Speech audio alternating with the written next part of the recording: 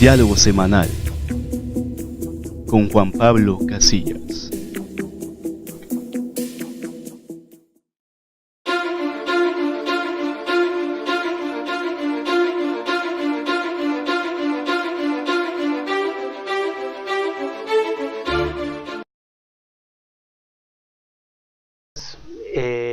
Bien dicen que las historias se repiten. ¿A qué vengo con esto? A que hace muchos años nos tocó a México apoyar a nuestros hermanos españoles cuando fue la Revolución Española y realmente ahora un poquito más lejano en la cuestión de Siria, pero no hay que ver un problema tan lejano, sino también cercano por distintas circunstancias. Por eso tengo el honor, ahora sí, se nos hizo, señor Jorge Robledo. ¿Cómo estás, amigo? Qué gusto saludarte, por fin se nos hizo, una disculpa, pero ya estaba añejándose esta posibilidad de diálogo y qué mejor que sea hoy, ¿no? Así es. George, ¿cómo ves? Se repiten las historias, ¿no? Sí, definitivo, ya planteabas el tema de los refugiados sirios. Es un tema muy dramático y pareciera, lo platicábamos fuera de micrófonos, que es una situación que está tan distante que no nos afecta. Indudablemente creo que nos afecta. Y previo a esta conversación, pues recordaba algunos pasajes, por ejemplo, la muerte del niño, este pequeñito de apellido Kurdi, un sirio con su familia de clase media, es decir, tenía los recursos para poder salir de su país con los zapatos prácticamente nuevos y ropa nueva, pero el bebé, el pequeño de 3 años, fallece junto con su hermanito y la mamá de los dos pequeñitos. Y la historia del padre es dramática cuando él dice que trataba de salvarlos y se le resbalan de las manos. Cualquier persona que somos padres de familia no queremos pensar siquiera en esa situación. Sin embargo, hay mucho que reflexionar y a mí me gustaría nada más mencionar una frase que en un momento o en su momento lo tuiteamos, que fueron declaraciones para mí muy atinadas, sumamente atinadas, del presidente de Turquía, Recep Tayyip. Él decía que no solo los migrantes se ahogan en el Mediterráneo, también nuestra humanidad.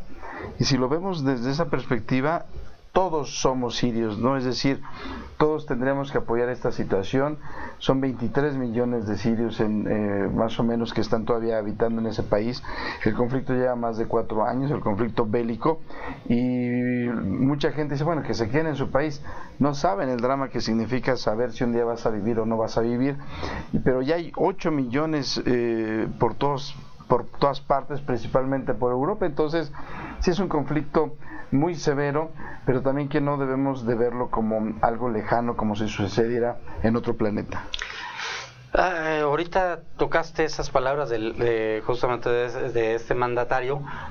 Yo también recuerdo, justamente hace 8 días terminó la gira relámpago de su santidad Francisco, donde también hizo hincapié no nada más de la cuestión de Siria, sino también de la cuestión de los migrantes. Una cosa, todo el mundo pensará que una cosa no tiene que ver con la otra, pero sí.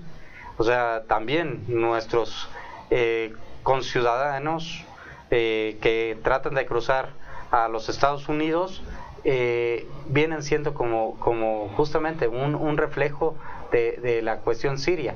Tristemente, afortunadamente no con la misma dramatismo como viven nuestros hermanos sirios, pero sí también el sufrimiento de salir de su país como una especie de refugiados. Tocas un tema fundamental, porque cuando sucede esto y se da la indignación, ¿no? Inclusive lo conectamos, por ejemplo, con los jaliscienses y los mexicanos que fallecieron ahora producto de un ataque, un cruel ataque por parte de la milicia de Egipto, estos jóvenes y estas personas que fallecieron mientras estaban en un tour como turistas. Bueno, pues había en redes sociales, me imagino tú te tocó observarlo, pues gente indignada que decía, bueno, es que cómo es posible que México y la representación diplomática de este país se indigne tanto por este grupo de mexicanos que muere abatido por soldados egipcios y no se indigna de la misma manera por los 43 estudiantes de Ayotzinapa. Creo yo son situaciones distintas, las dos son terribles y total y absolutamente dramáticas, pues no podemos por una indignación tratar de compararla con la otra. Es decir, son hechos terribles. Ayotzinapa no se puede olvidar, sería una tragedia histórica, como ya se ha mencionado, y se está trabajando, se busca encontrar la verdad en este sentido.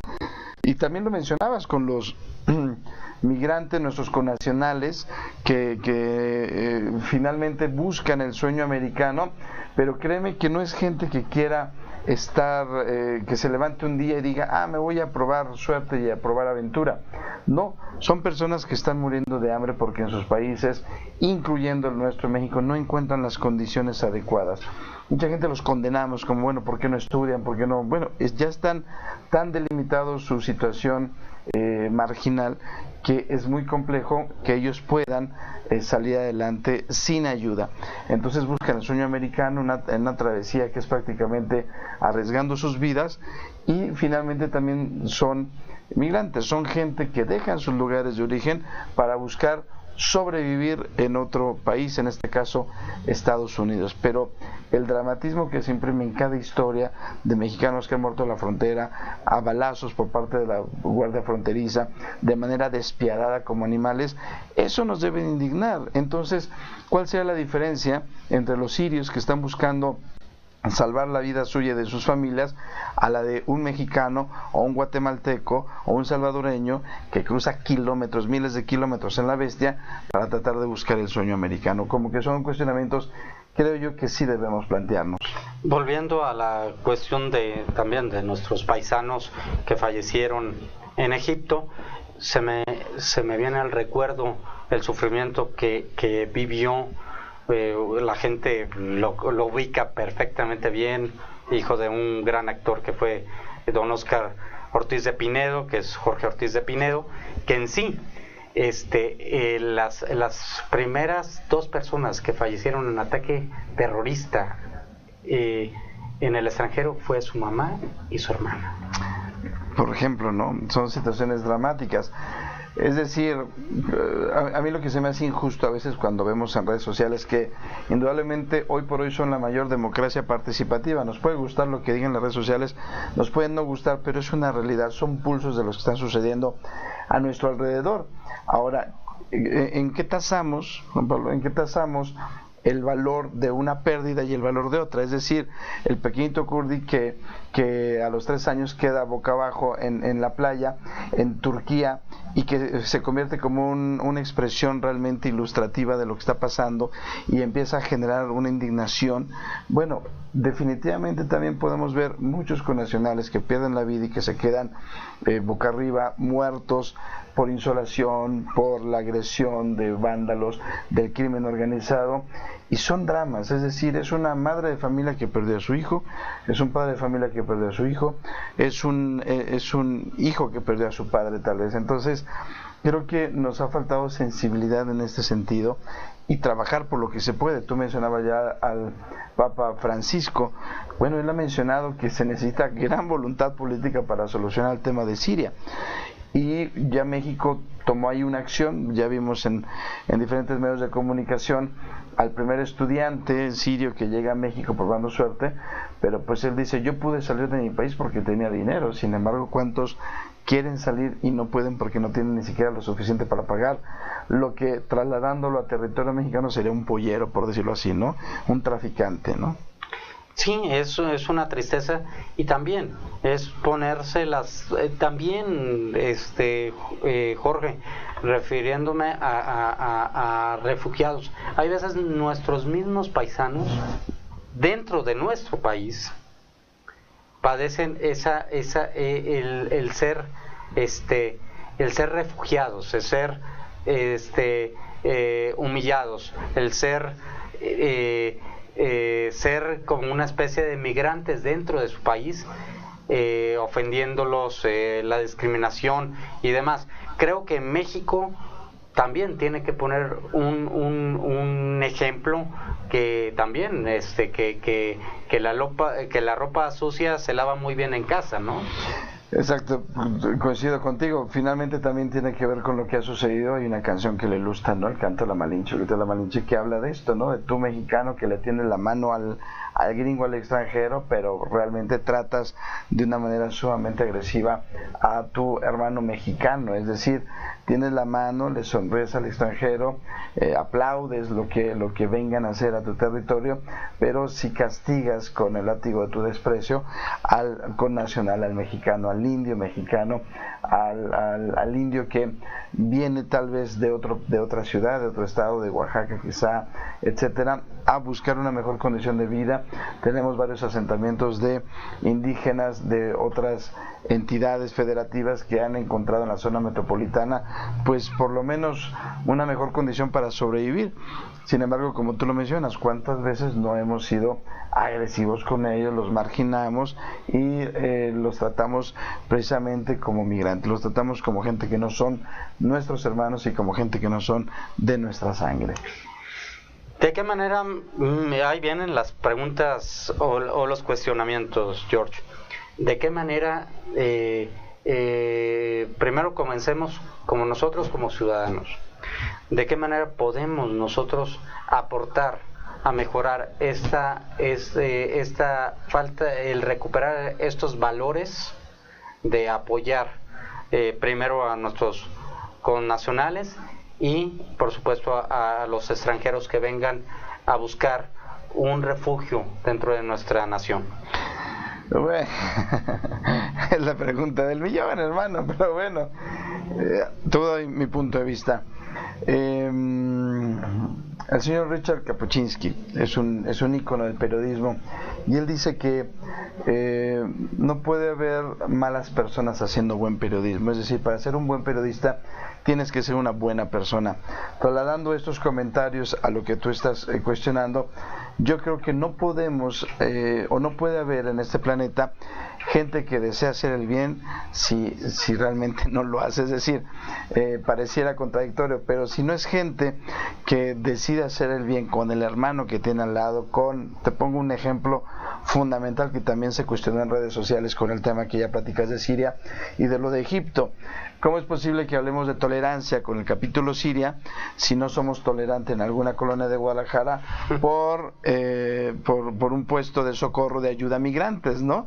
Entonces, es ahí la contradictorio, decir sí, ayuden a los sirios, pero aquí yo no quiero que esté al lado de mi casa pues este puesto de asistencia de M3, ¿no? Por ejemplo, de este comedor comunitario que tiene como objetivo fundamental ayudar a los migrantes en tránsito, ni siquiera es que tengan estancia permanente en Guadalajara, sino en tránsito. Ese es un ejemplo fundamental de cómo queremos el bien lejos, pero no lo queremos aplicar cerca, y ya lo decía la Madre Teresa de Calcuta, o sea, dar hasta que duela. Ahora, no es un tema religioso, ni es un tema como de principios, y es un tema de hermandad universal. Es decir, ya son temas donde tenemos que pensarnos, creo yo, como seres ecológicos, como seres que somos ciudadanos del mundo. La globalización llegó para quedarse y yo no veo otra forma de estar comunicados. Esa es la forma en que creo que tenemos que trabajar en cómo puedo mejorar mi entorno desde mi trinchera por el bien común. Pues suena fácil, ¿no? Pero por supuesto que implica mucho trabajo, que implica esfuerzo y que implica dedicación. Y ahora la otra pregunta del millón: ¿de qué manera el gobierno de México se tiene que poner primero las pilas con sus ciudadanos y con ese ejemplo ayudar a los extranjeros? Yo estoy convencido de que México como gobierno tiene una gran deuda histórica con nuestros indígenas, con nuestra gente, con la gente más necesitada. Se han emprendido programas sociales de hace ya más de 5 décadas con el objetivo de revertir el tema de la pobreza.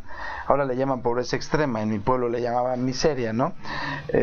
O gente de alto grado de marginación.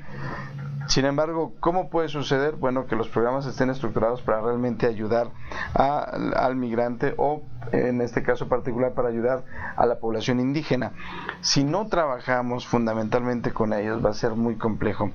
Hemos tenido la oportunidad, te ha tocado estar en la Sierra Norte del estado, por ejemplo, en la frontera norte del estado, donde hay una comunidad de indios guráricas, y ellos traen su propio ecosistema, traen su propio sistema de gobierno, pero a veces se sienten marginados de las disposiciones. Entonces sucede como algo paradójico, porque tú dices, te vengo a ayudar, pero tal vez no les hemos preguntado cómo quieren ser ayudados, y ahí esta iba la diferencia. ¿Cómo es que es el regresar cuando llegaron los españoles a México, claro, ¿no? a la Nueva Galicia? Exactamente, que llegan a la conquista y dicen, bueno, los españoles llegaron a querer destruir prácticamente la historia de una nación que obviamente, por supuesto, por ignorancia y total desconocían, y que generaron atrocidades, violaciones. Si derechos humanos existiera, se volvía a morir por todo lo que se generó de atrocidades, pero bueno, obviamente veían al indio mexicano inferior y lo veían como pues un ser que estaba como súbdito o al servicio de los españoles. En este sentido, si lo trasladamos a nuestros días, créeme que hoy por hoy todavía hay funcionarios que creen que el indígena mexicano está para su servicio, y no se vale, ¿no? Como aquellas pseudo servidores públicos que cómo se ponen contra un niño a tirarle sus forma de vivir, ¿no? Exacto, es decir, quizá la ley ampara al servidor público para retirar el producto, cierto, pero la forma es fondo en este sentido, y se habla de una total falta de respeto al menor, por supuesto, y falta de respeto a ver al otro como iguales. Es decir, se les designa un cargo público y eso los cree superiores al promedio de la gente que estamos en la calle caminando, que buscamos simplemente mejores formas para vivir o mejores condiciones de vida. Es el punto que creo yo donde también los periodistas, como tú, como un servidor, pues debemos seguir trabajando. Es decir, a veces no nos gusta en casa que nos digan lo que está mal, es decir, falta lavar los trastes, sí, no me lo digas, falta lavarlos. Entonces también falta lavar esa ropa que está asquerosa en casa y que a veces no queremos hacerlo como país, ¿no? Así es. Para concluir este tema, George, ¿qué es lo que sigue para realmente ver el problema de tan lejano y verlo cercano?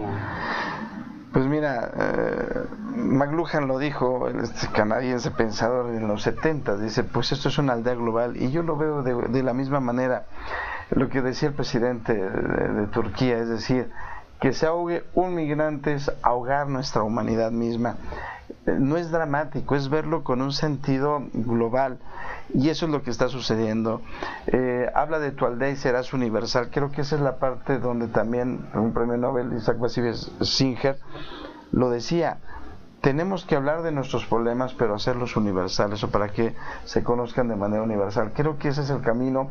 Creo que los periodistas tenemos, a través de diferentes plataformas como lo que vemos aquí, estructuras digitales que tienen la inmediatez para poder estar en cualquier punto del mundo, o cualquier persona de otro planeta, no de otro planeta, pero sí de otro país, pueda tomar estas señales o pueda interactuar con la comunicación que se genera en países como México. Creo que es la forma en que podemos ir conviviendo en esta gran aldea global por un mundo mejor. Y es una utopía, así lo cree mucha gente, pero si no trabajamos por ella, entonces ¿para qué estamos aquí? Jorge Robledo, amigo, muchísimas gracias. Se nos hizo, amigo. Se nos hizo. Qué gusto, es un honor. Y espero que sea la primera de muchas visitas. Ya después por ahí, no lo puedo decir todavía, pero por ahí ¿Vienen nuevas cosas? Vas a colaborar en muchos programas especiales. Muchísimas gracias. Oye, te decía que bueno, ya con la cercanía aquí de las cámaras sí se ponen nerviosos. Como diría, justamente don Ignacio López Tarso, que me tocó el honor de verlo en la pasada emisión de la Feria Internacional del Libro, que decía, don Ignacio, le pregunta a una reportera, don Ignacio, ¿todavía usted tiene nervios al subirse al escenario? Por supuesto que sí. Cuando se me acaben los nervios, no tengo nada que hacer en esta profesión. Es igual para nosotros. Coincido, y un honor estar contigo. Igualmente, Jorge. También le agradezco a Carlos Guzmán, mi productor, por el excelente trabajo como siempre. Recuerden que los lunes, a través de nuestra multiplataforma de Noticias Plus y de Publivisión, nos pueden seguir. Y se despide ante estos micrófonos Juan Pablo Casillas, esperándolos la próxima semana con otro diálogo semanal. Muy buenas tardes.